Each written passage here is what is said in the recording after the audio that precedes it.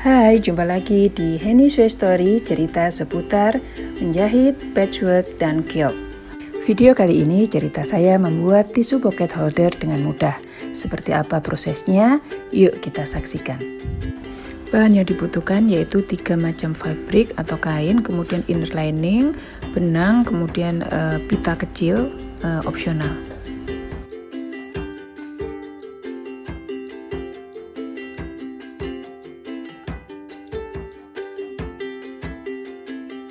Untuk prosesnya adalah sebagai berikut.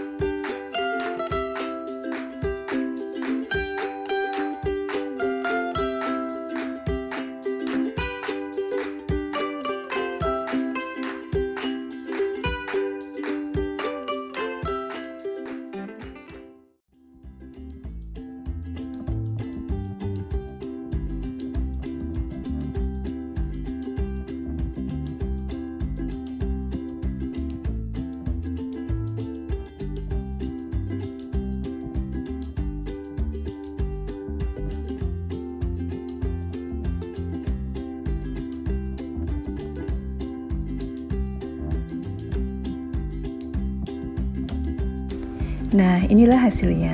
Tisu pocket holder atau tempat tisu sudah siap digunakan.